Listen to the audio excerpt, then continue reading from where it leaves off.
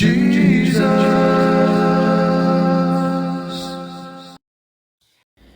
വിശുദ്ധ പൗലോസ്ലീഹ എഫേസോസുകാർക്ക് എഴുതിയ ലേഖനം അധ്യായം 5.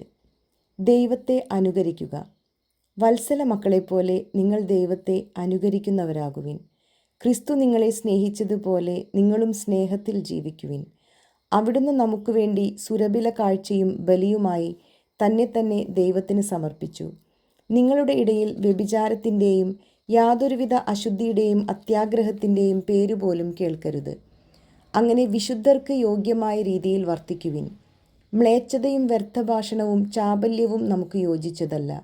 പകരം കൃതജ്ഞതാ സ്തോത്രമാണ് ഉചിതം. വ്യഭിചാരിക്കും അശുദ്ധനും അത്യാഗ്രഹിക്കും വിഗ്രഹാരാധകനും ദൈവത്തിൻ്റെയും ക്രിസ്തുവിൻ്റെയും രാജ്യത്തിൽ അവകാശമില്ലെന്ന് നിങ്ങൾ അറിഞ്ഞുകൊള്ളുവിൻ. ആരും അർത്ഥശൂന്യമായ വാക്കുകൾ കൊണ്ട് നിങ്ങളെ വഞ്ചിക്കാതിരിക്കട്ടെ. ഇവ മൂലം അനുസരണമില്ലാത്ത മക്കളുടെ മേൽ ദൈവത്തിൻ്റെ ക്രോധം നിപതിക്കുന്നു. അതിനാൽ അവരുമായി സമ്പർക്കമരുത്. ഒരിക്കൽ നിങ്ങൾ അന്ധകാരമായിരുന്നു, ഇന്ന് നിങ്ങൾ കർത്താവിൽ പ്രകാശമായിരിക്കുന്നു. പ്രകാശത്തിൻ്റെ മക്കളെപ്പോലെ വർത്തിക്കുവിൻ. പ്രകാശത്തിൻ്റെ ഫലം സകല നന്മയിലും നീതിയിലും സത്യത്തിലുമാണ് പ്രത്യക്ഷപ്പെടുന്നത്. കർത്താവിന് പ്രസാദകരമായിട്ടുള്ളവ എന്തെന്ന് വിവേചിച്ചറിയുവിൻ. അന്ധകാരത്തിൻ്റെ നിഷ്ഫലമായ പ്രവർത്തനങ്ങളിൽ പങ്കുചേരരുത്. പകരം അവയെ കുറ്റപ്പെടുത്തുവിൻ. അവർ രഹസ്യമായി ചെയ്യുന്ന പ്രവൃത്തികളെക്കുറിച്ച് സംസാരിക്കുന്നത് പോലും ലജ്ജാവഹമത്രേ. പ്രകാശിതമായവയെല്ലാം പ്രശോഭിക്കും. ഇങ്ങനെ പ്രശോഭിക്കുന്നതെല്ലാം പ്രകാശമാണ്. അതുകൊണ്ടാണ് ഇപ്രകാരം പറയപ്പെട്ടിരിക്കുന്നത്: ഉറങ്ങുന്നവനെ ഉണരുക, മരിച്ചവരിൽ നിന്ന് എഴുന്നേൽക്കുക, ക്രിസ്തു നിന്റെ മേൽ പ്രകാശിക്കും. അതിനാൽ നിങ്ങൾ അവിവേകികളെപ്പോലെ ആകാതെ വിവേകികളെപ്പോലെ ജീവിക്കാൻ ശ്രദ്ധിക്കുവിൻ. ഇപ്പോൾ തിന്മയുടെ ദിനങ്ങളാണ്. നിങ്ങളുടെ സമയം പൂർണ്ണമായും പ്രയോജനപ്പെടുത്തുവിൻ. ഭോഷന്മാരാകാതെ കർത്താവിൻ്റെ അഭീഷ്ടമെന്തെന്ന് മനസ്സിലാക്കുവിൻ. നിങ്ങൾ വീഞ്ഞു കുടിച്ച് ഉന്മത്തരാകരുത്, അതിൽ ദുരാസക്തിയുണ്ട്. മറിച്ച് ആത്മാവിനാൽ പൂരിതരാകുവിൻ. സങ്കീർത്തനങ്ങളാലും ഗാനങ്ങളാലും ആത്മീയ ഗീതങ്ങളാലും പരസ്പരം സംഭാഷണം ചെയ്യുവിൻ. ഗാനാലാപങ്ങളാൽ പൂർണ്ണ ഹൃദയത്തോടെ കർത്താവിനെ പ്രകീർത്തിക്കുവിൻ. എപ്പോഴും എല്ലാറ്റിനും വേണ്ടി നമ്മുടെ കർത്താവായ യേശുക്രിസ്തുവിൻ്റെ നാമത്തിൽ പിതാവായ ദൈവത്തിന് കൃതജ്ഞതയർപ്പിക്കുവിൻ. ക്രിസ്തുവിനോടുള്ള ബഹുമാനത്തെ പ്രതി നിങ്ങൾ പരസ്പരം വിധേയരായിരിക്കുവിൻ. ഭർത്താക്കന്മാർ.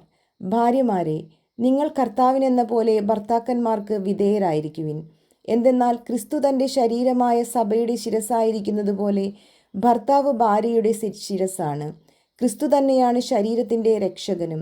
സഭ ക്രിസ്തുവിന് വിധേയ ആയിരിക്കുന്നത് പോലെ ഭാര്യമാർ എല്ലാ കാര്യങ്ങളിലും ഭർത്താക്കന്മാർക്ക് വിധേയരായിരിക്കണം. ഭർത്താക്കന്മാരെ, ക്രിസ്തു സഭയെ സ്നേഹിക്കുകയും അവളെ വിശുദ്ധീകരിക്കാൻ വേണ്ടി തന്നെ സമർപ്പിക്കുകയും ചെയ്തതുപോലെ നിങ്ങൾ ഭാര്യമാരെ സ്നേഹിക്കണം. അവൻ സഭയെ വിശുദ്ധീകരിക്കുന്നതിന് ജലം കൊണ്ട് കഴുകി വചനത്താൽ വെണ്മയുള്ളതാക്കി.